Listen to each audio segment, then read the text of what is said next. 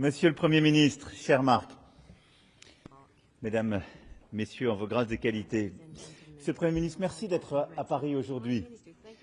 Et permettez-moi de vous souhaiter la bienvenue et de vous dire combien nous sommes heureux de vous recevoir. D'abord parce que c'est votre première visite et vous avez choisi la France pour cette première visite à l'étranger. C'est un immense honneur et cela montre aussi l'importance de tous les défis en commun que nous avons. Et permettez-moi, sur une touche plus personnelle, de vous souhaiter un très bon anniversaire avec un jour de retard, mais tout de même. Vous l'avez rappelé avec force vendredi dernier, lorsque vous avez pris vos fonctions, la France, par sa culture, son art de vivre, sa langue, constitue une part irréductible de l'identité canadienne, au même titre que les peuples premiers et l'héritage britannique. Et nous en sommes fiers de cette histoire en commun. Nous sommes fiers d'avoir à nos côtés un allié de tous les combats, une nation déterminée à défendre un monde plus juste et un peuple animé par un idéal humaniste. Lors du 80e anniversaire du débarquement de Normandie, nous avons rendu hommage au courage, à l'abnégation exceptionnelle d'une génération de Canadiens qui étaient venus se battre ici même en France, comme leurs aînés sur la crête de Vigny, pour une certaine idée de la liberté. Et cette génération continue de nous inspirer, et le Canada est pour nous un ami unique. C'est ainsi que depuis la guerre d'agression menée par la Russie contre l'Ukraine, votre pays est aux côtés de l'Europe et de la France et du peuple ukrainien sans faillir. Et nous étions ensemble en visioconférence avec notre ami Premier ministre britannique et tous les autres alliés et partenaires sur ce sujet samedi matin. Cet engagement commun aux côtés des Ukrainiens a toujours eu pour objectif de parvenir à une paix solide et durable, c'est-à-dire une paix assortie des garanties robustes qui prémuniront l'Ukraine contre toute nouvelle agression russe et permettront d'assurer la sécurité de l'Europe tout entière. Le Canada et la France sont des puissances de paix, des alliés fiables qui prendront part ensemble à cet effort. C'est dans cet esprit que nous maintiendrons notre soutien à l'Ukraine et continuerons d'exiger de la Russie des engagements clairs, et nous prendrons toutes les initiatives utiles pour avancer, de concert avec nos partenaires américains, européens et internationaux, et c'est évidemment un des sujets que nous allons évoquer avec Monsieur le Premier ministre dans un instant. Dans le contexte international actuel, nous voulons pouvoir développer aussi nos projets les plus stratégiques avec nos partenaires les plus proches, les plus loyaux. Parce que nous avons la conviction, et je crois que nous l'avons en commun, que nous sommes plus forts ensemble, mieux capables d'assurer le respect de nos intérêts, le plein exercice de notre souveraineté. Il nous faut faire preuve d'ambition dans les secteurs de la défense et de la sécurité, mais aussi au-delà, dans l'organisation de la transition écologique, le développement des nouvelles technologies, le resserrement de nos liens autant qu'il est nécessaire. Nous avons déjà enregistré des premiers succès. J'en veux pour preuve l'annonce récente du choix d'un consortium incluant des entreprises françaises pour la première étape du projet de train à grande vitesse entre Québec et Toronto, qui est emblématique à tous égards. J'en veux pour preuve aussi la très forte présence de vos investisseurs et de vos entreprises lors du sommet pour l'intelligence artificielle, qui montre la forte présence canadienne et le partenariat que nous avons ensemble sur ce sujet. Et nos entreprises échangent également sur des investissements croisés dans le secteur des métaux critiques, briques indispensables à toute transition énergétique. Je sais combien vous portez aussi une nouvelle ambition en matière d'énergie nucléaire, qui fait l'objet d'une coopération historique entre nos deux pays, sur le quantique, où nos centres de recherche et nos entreprises disposent d'un savoir unique au monde, qui va être valorisé dans le cadre d'un accord bilatéral. Et après le récent sommet de l'intelligence artificielle que j'évoquais, nous allons continuer de mobiliser ensemble, puisque nous avons les présidences successives du G7, avec des défis qui vous attendent dans quelques semaines et que nous poursuivrons comme nous l'avions fait de Charlevoix à Biarritz il y a quelques années. Nous veillerons aussi à ce que notre amitié soit utile à la promotion de nos valeurs, de nos engagements communs pour la défense des démocraties, pour la solidarité internationale, pour le développement, pour un commerce équitable, pour la protection de la planète. Je crois que l'un et l'autre, nous croyons en effet que le commerce équitable qui respecte les règles internationales est une bonne chose pour la prospérité de tous. Et il est à coup sûr plus efficace que les tarifs qui créent de l'inflation et abîment les chaînes de production et l'intégration de nos économies. Nous croyons, nous aussi, que la liberté d'expression, si chère à nos pays, est autre chose que le déferlement de la haine, de la violence, du harcèlement en ligne ou d'algorithmes opaques. C'est pourquoi votre présidence du G7 en 2025 doit nous permettre d'affirmer notre détermination à avancer sur chacun de ces points et de défendre ensemble, au fond, un ordre international juste, c'est-à-dire quelque chose qui ne soit ni la loi du plus fort, ni l'isolationnisme. Et c'est cela pourquoi nous nous battons. Dans tout cela, le plus important tient encore à nos liens humains, à la fois denses et chaleureux. Et Monsieur le Premier ministre, les Français aiment le Canada. La francophonie nous unit, et je le dis en vous recevant aujourd'hui en ayant une pensée toute particulière pour Antonine Maillet, dont la voix s'est éteinte il y a peu, mais dont l'œuvre intemporelle, la joie inoubliable, est un peu avec nous aujourd'hui à travers vous et votre délégation. L'Acadie éternelle demeure en effet et contribue au rayonnement du Canada. En tout cas, Monsieur le Premier ministre, cher Marc, vous l'avez compris.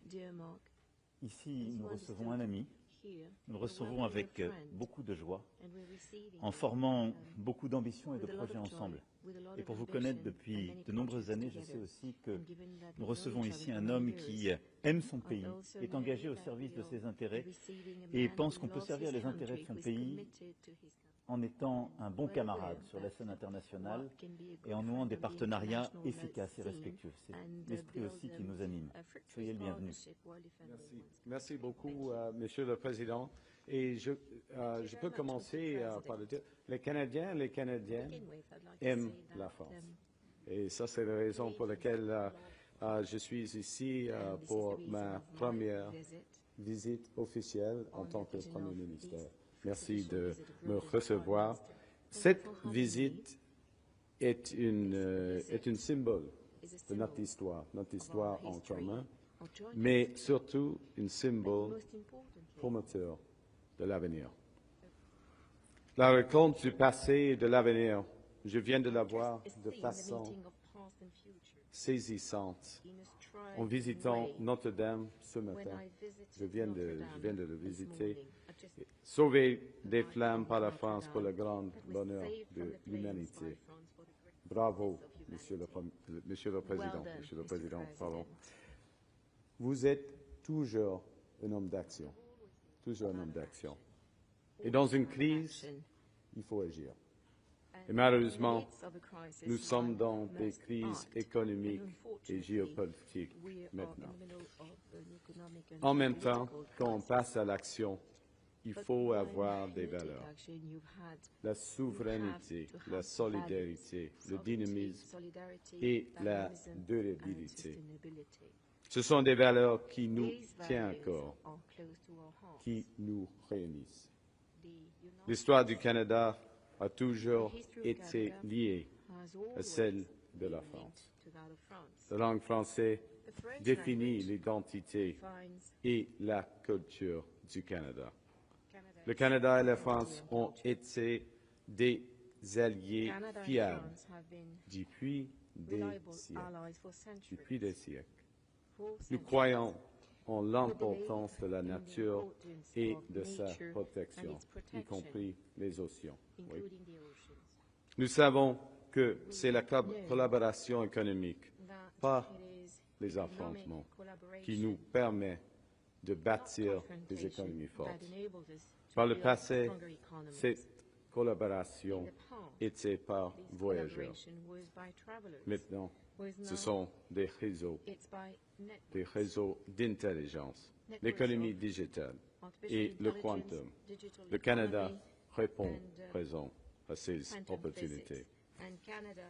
We both stand for sovereignty and security, demonstrated by our unwavering support for Ukraine under your leadership.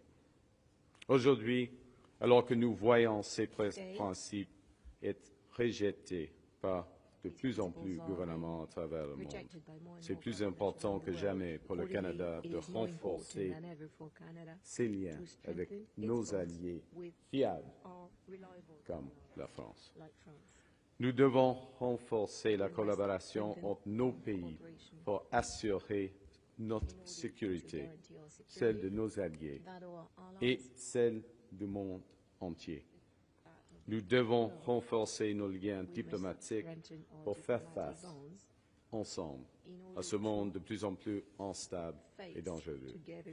Et nous devons créer plus d'opportunités pour nos entrepreneurs, créer de bons emplois pour nos travailleurs et créer de richesses pour nos deux pays.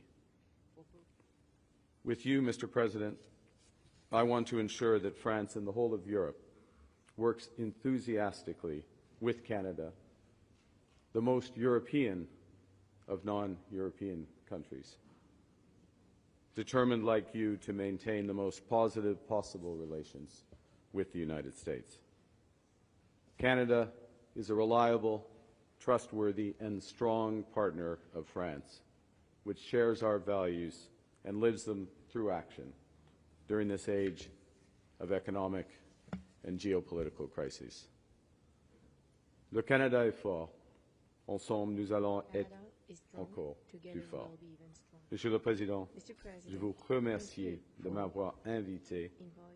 Je vous affirme, dans notre langue commune, que le Canada répondra toujours présent à chaque fois pour assurer la sécurité de l'Europe, pour favoriser un commerce prospère, pour coopérer pour la paix, le développement durable et les droits universels avec la France à travers le monde. J'ai hâte donc d'avoir un déjeuner de travail ensemble. Merci, cher Emmanuel. Merci, Simon. Merci, mesdames et messieurs.